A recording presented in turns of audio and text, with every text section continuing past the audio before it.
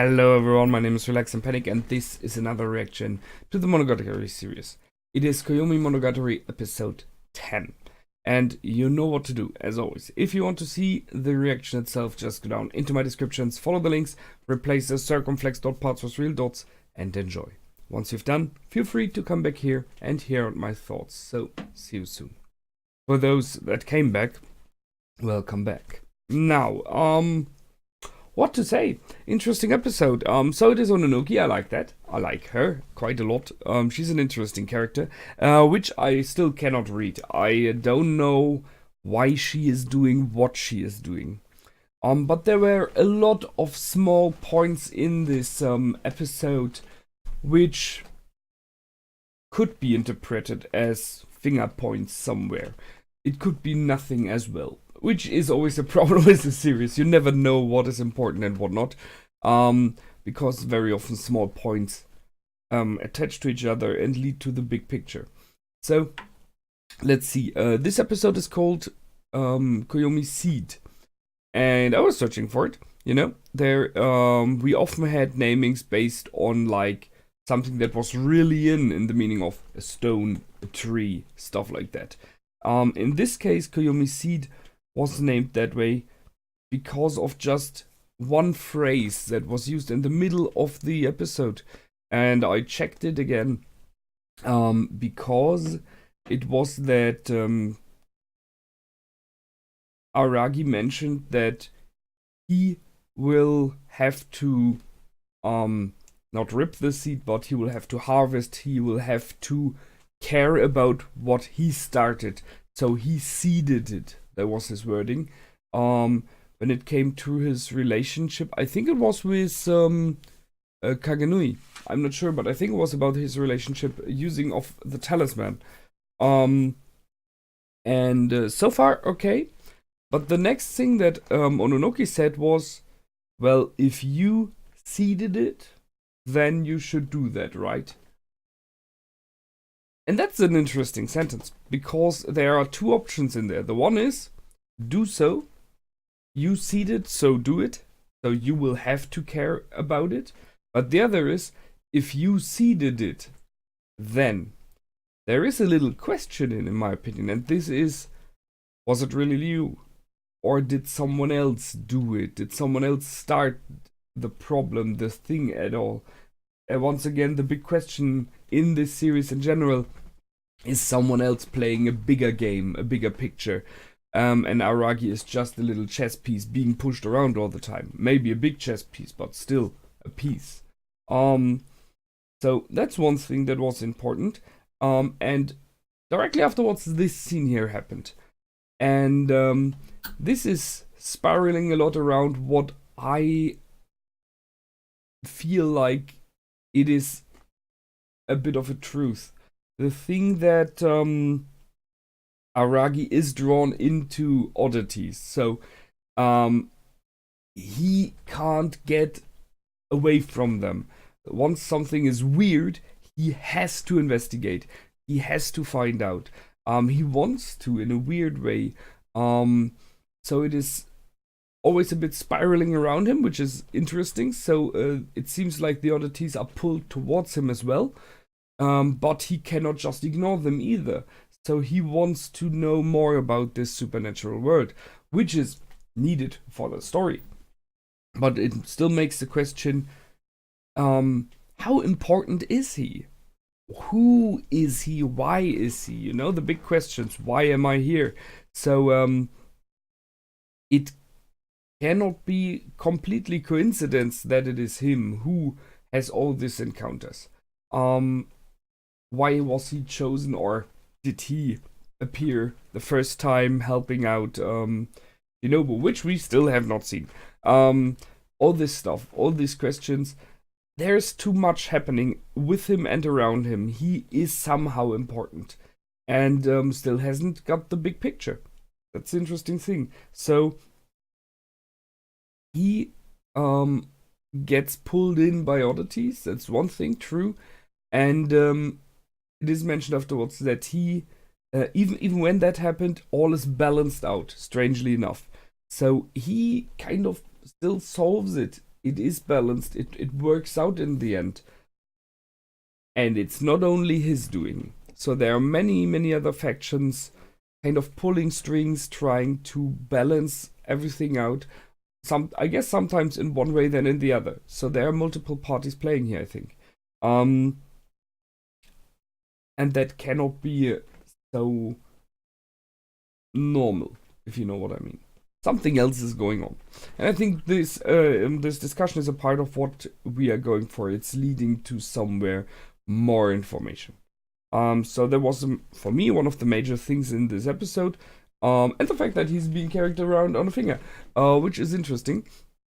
We know that Kagenui is being carried around due to her curse. So he was carried around so that he can be spotted.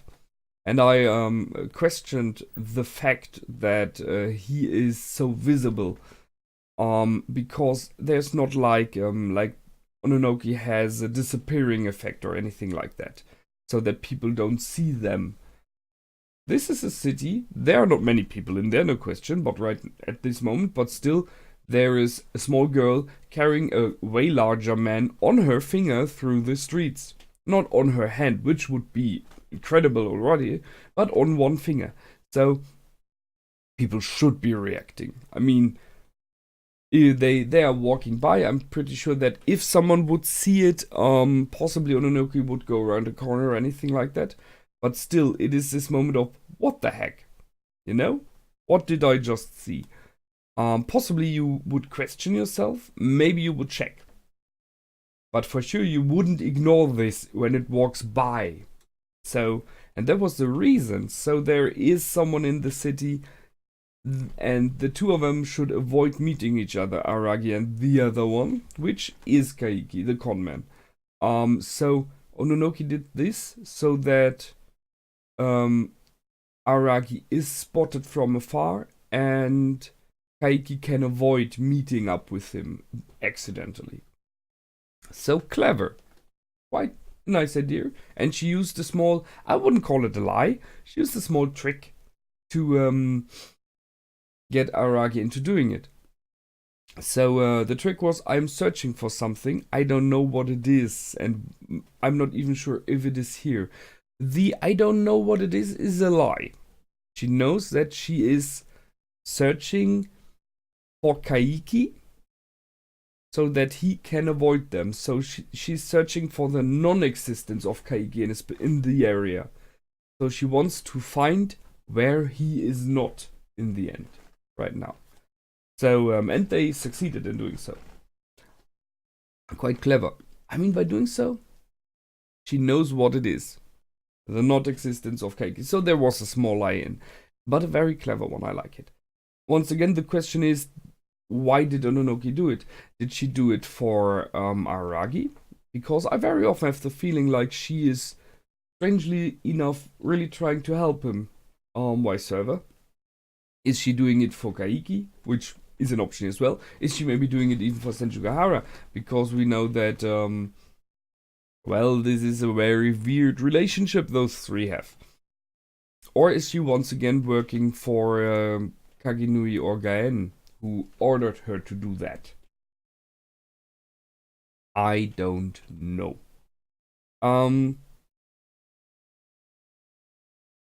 That's that. Finger. Question that. Smile. I didn't catch the one with the smile.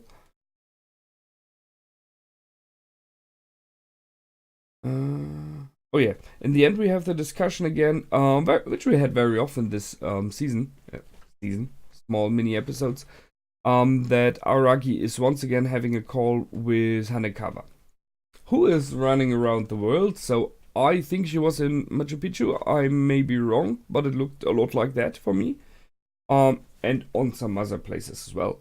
I like that they are having a lot of calls with each other, so there is this close relationship still. And once again, she pointed out some interesting things to him. We have this quite philosophical, once again, saying in the end, people don't live on their own. We went there from this, which they have since a while already. you can't help people, people have to help themselves, people can't help themselves, others have to help them, this old discussion. I mean, I know there's a psychologist saying which says, I don't help others, help them to find the way to help themselves. Something like that. You know, it's the idea of the fishing idea. Don't give someone a fish, teach them how to fish. So, help people to help themselves. And from this wording, they came to, but still, you have people around you. Even if you do help yourself, if you are self-sufficient, if you're completely on your own, you know, kind of. There are still people around you, so you never live on your own. Everything you do will have effects on others. They see you, you may inspire them, or you may pull them down. You make them feel good, bad, doesn't matter, whatever. Even when you, I don't know, if you go shopping, you have an effect on people around you. If you throw away the trash, there are people who pick up the trash, so you have an effect. So this idea. And Aragi's answer was that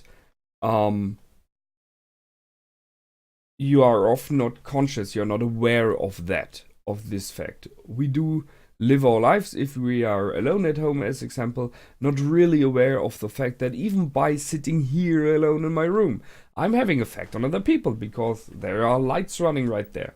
And the energy is coming from somewhere, and someone does that for me. I have internet, I have computer, you know, the stuff around me. I do have effects on people's lives right now.